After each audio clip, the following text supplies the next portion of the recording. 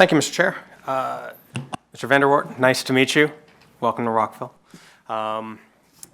And last time we had this presentation, it was with your predecessor, and I had a series of questions that left me unsatisfied, and it was regarding the finances and regarding the budget of this project. And so in the 6 months since we've had this presentation, I'll ask you, how are the finances? Are we on budget with this project?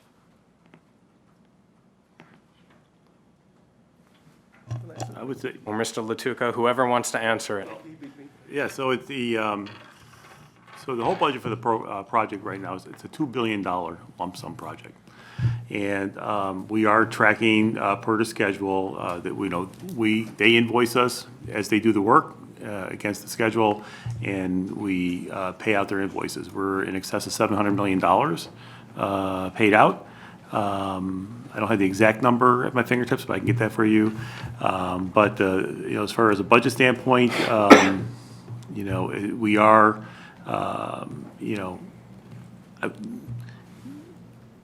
it's a lump sum project, so you're gonna pay what you pay out, whether you're paying it out now or at the end. It's supposed to be a $2 billion lump sum project, and I probably should have said it that way last time. I think it'd been a little bit better or more understandable, but that's where we're at.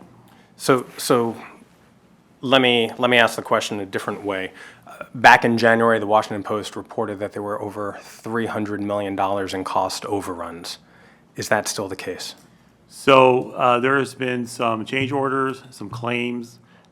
These are things that we are negotiating right now with the concessionaire team.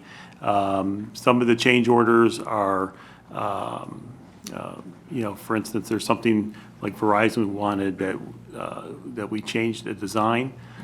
So we'll ask them as a betterment to reimburse. Other things are change orders for differing site conditions or unknown hazardous materials. Other design changes that have been driven by either, because of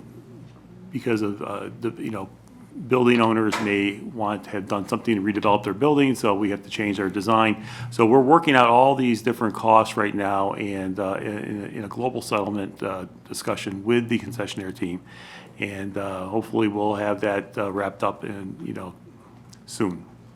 And so back in March when we had this hearing last, we were told that there were still conversations undergoing between the concessionaire and the state, and that settlement was far apart.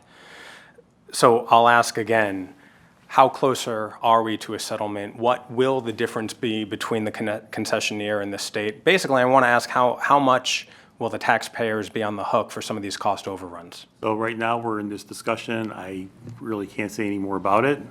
It's a legal settlement, but I think we are a lot closer than we were before, and we're hoping to wrap up these discussions, as soon as possible.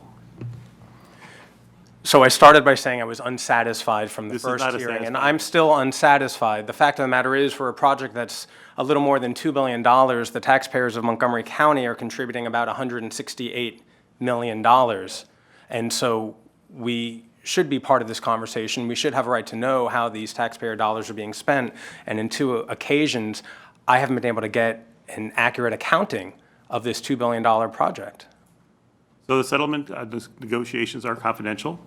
It's a legal issue, and at this point, we don't have that information for you. But hopefully we'll be very happy to tell you, that when we're done, come out and tell you what the results are.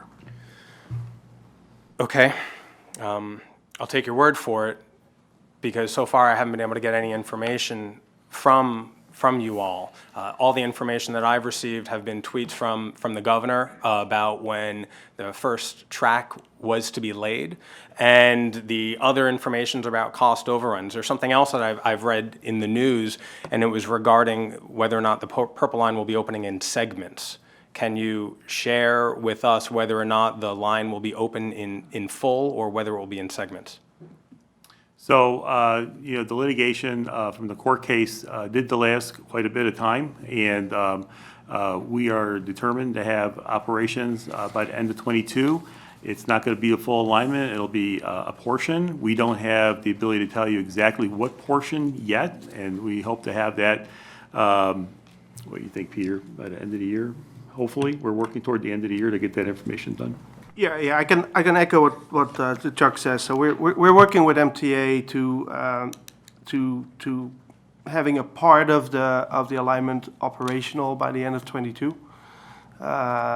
Technically, we need to check where we can turn around the trains or switch the trains. So if it's not the whole alignment, we need to find a logical location where that can happen.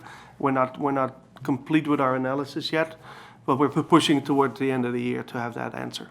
Is there any, let me ask, what other factors would go into determining which portion of the Purple Line will open? It is, I think it's fair to say that the delay that we've incurred early on in the project has had more effect in certain areas along the 16 miles. So it's obviously for us easier to open that part that has least been impacted by the delay. So rather than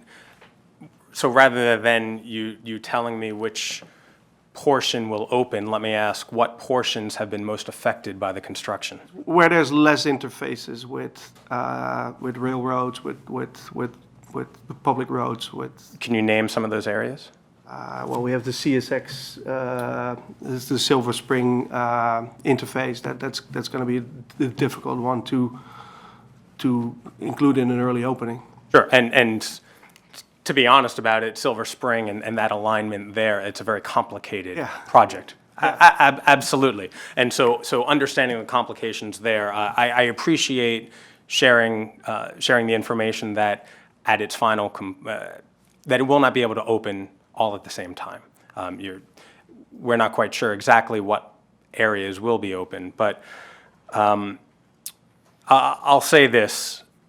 I appreciate the updates on the individual stations and knowing that the cars are being produced.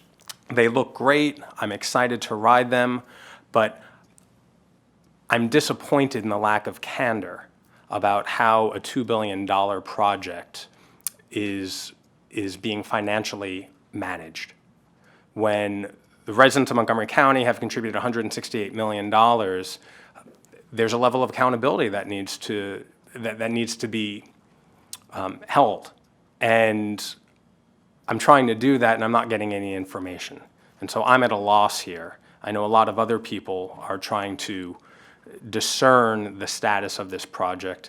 And through this conversation, I've learned a lot more, and the residents will have learned a lot more. But I hope as we can continue moving forward, there's more candor. This being the first time we've met, I'd like to make sure that public projects are managed well and that the taxpayers get the best investment for their tax-paying dollars. Thank you.